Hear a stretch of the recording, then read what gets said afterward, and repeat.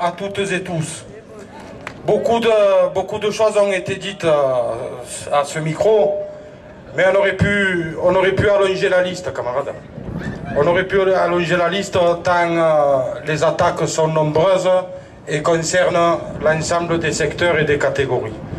Nous aurions pu donner la parole à nos camarades intermittents. Ils ont été évoqués, ils sont dans l'action.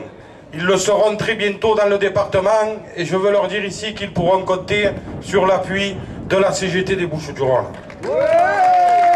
Nous aurions pu donner la parole à nos camarades retraités, à qui le sort qui est fait est absolument indigne d'une société, à notre époque, qui devrait avoir comme priorité que simplement la réponse aux besoins et la possibilité donnée à tous et à toutes de vivre dignement après une vie de labeur.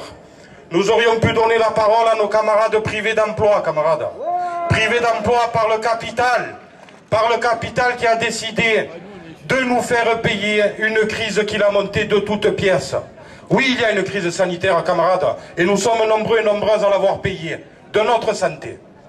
Mais si nous avons payé ce prix, si autant de gens sont décédés de ce virus pourri, c'est bien parce que la priorité est donnée depuis des années à la rentabilité financière et non pas à l'accès aux soins, à des soins de qualité, à la recherche, à l'hôpital public, à notre système de santé publique. Nous avons affaire à des assassins, camarades.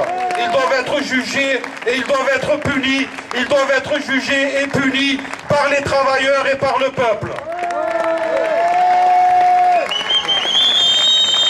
Nous aurions eu, y compris la possibilité de donner la parole à nos camarades sidérurgistes, à qui on vient d'annoncer à ArcelorMittal Fosse la suppression de 400 emplois directs et 200 emplois chez les sous-traitants.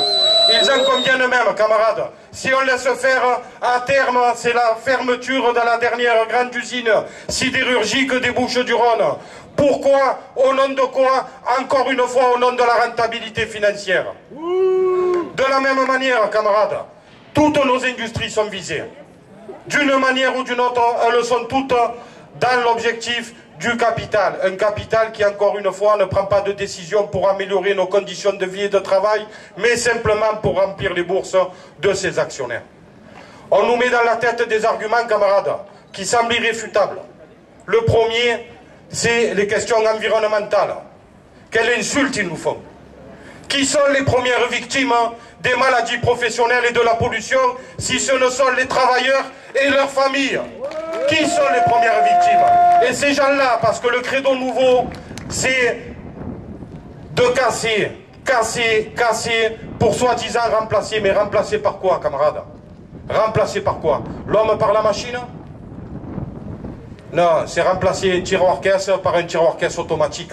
Voilà leur objectif, camarades. L'opportunité qu'ils ont dans la période, elle est extraordinaire pour eux. Nous tenir dans la peur pour notre santé, celle de nos proches, de nos amis, de nos camarades, de nos enfants. Et dans le même temps, casser tout, partout, vite, fort, pour donner à croire qu'il n'y a aucune solution. Malheureusement, beaucoup tombent dans ce piège-là. Peut-être que c'est moderne de considérer que plutôt que de perdre 1000 emplois, ils vont bien perdre 500. Peut-être que de continuer à être payé de manière honorable, il vaut mieux faire un petit peu de sacrifice pour pas que la boîte le ferme. Mais camarades, tant qu'ils seront propriétaires des outils de travail, tant qu'on leur laissera la main sur les banques, sur les finances, ils nous feront le chantage en permanence. Nous avons besoin d'être la CGT dont les travailleurs ont besoin dans la période. Une CGT qui, pied à pied, combat toutes les attaques. Mais une CGT qui porte notre projet de société.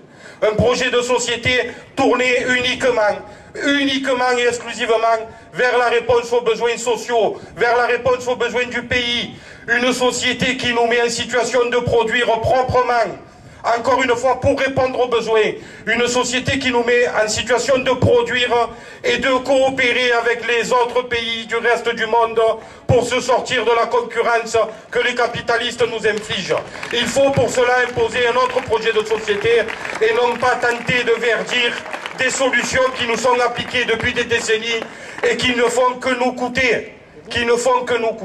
Camarades, il y a eu le temps de la sidération. Ce qui nous arrive est grave.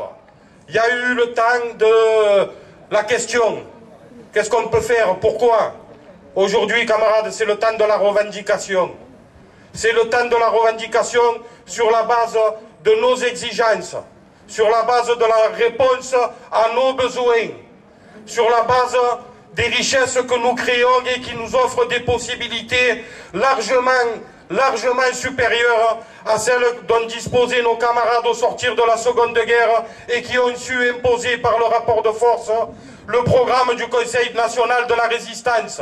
Si nous passons à côté de notre rôle dans la période, nous serons responsables, nous serons complices et nous serons nous aussi jugés pour notre inaction.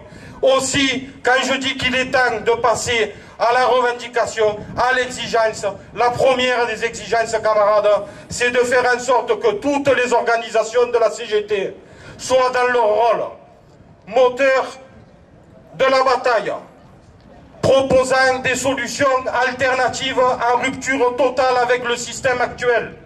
C'est ça notre rôle et c'est l'exigence que nous devons porter dans toutes nos organisations, du nord au sud, en passant par le centre, comme ça on n'oublie personne.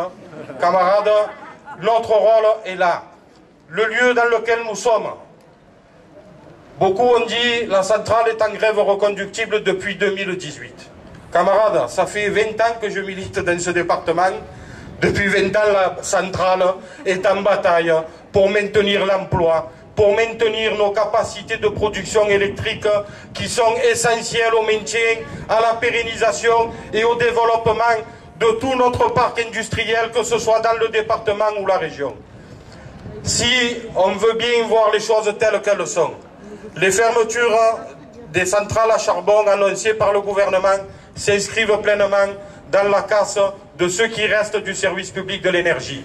Les projets Hercule et Clamadieu sont indissociables des projets que mènent Gazelle Énergie et le gouvernement s'agissant des centrales à charbon.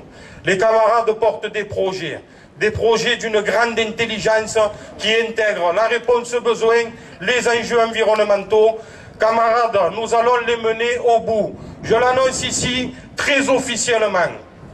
À la date d'annonce de l'occupation de la centrale de Gardanne, nous transférerons les locaux de l'Union départementale CGT du Bouches-du-Rhône à Gardanne et ça sera le Vietnam pour ceux d'en face, camarades. On ne les lâchera pas d'une semelle parce que derrière la centrale, c'est le reste de nos industries que nous jouons. Nous avons des projets. Il est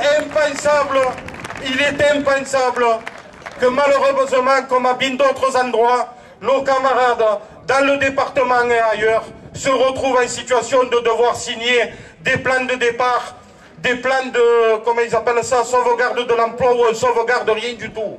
Camarades, les moyens existent pour nous aller à la victoire, pour aller au bout, sauver les emplois, sauver les productions et gagner du mieux, gagner du plus. Camarades, on l'a fait à d'autres endroits. Je vois Olivier en face de moi. Ah, ils sont beaux aussi, les fralides.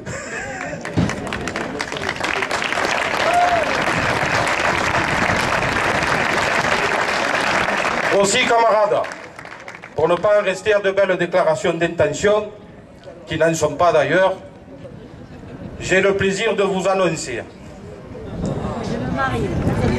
que nous ferons du 8 avril prochain, qui est une journée à l'appel de plusieurs fédérations de la CGT, commerce, organismes sociaux, FNME, cheminots et d'autres, je crois. Nous ferons ce jour-là, de cette journée-là, une journée d'action interprofessionnelle dont nous déterminerons les formes très rapidement. Mais ça devrait être ce jour-là l'occasion pour nous tous, pour nous toutes, d'affirmer que dans ce département, il n'y a personne qui baisse la tête, il n'y a personne qui est prêt à accepter la casse à laquelle nous sommes confrontés. Parce qu'il nous faut amplifier le mouvement et élever le rapport de force. Avec d'autres organisations, fédérations, unions départementales, nous organiserons la même initiative que nous avons tenue ce matin avec les boîtes en lutte au niveau national, en région parisienne, tout de suite après le 1er mai. Camarades, d'ici là, retournons dans nos organisations, donnons à voir nos propositions. Faisons-en mesurer le réalisme.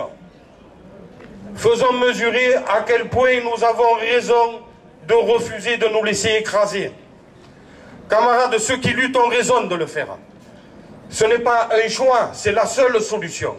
Et c'est la seule qui nous permet de rester vivants, de conserver notre dignité et d'avoir quelque chose à transmettre aux générations futures.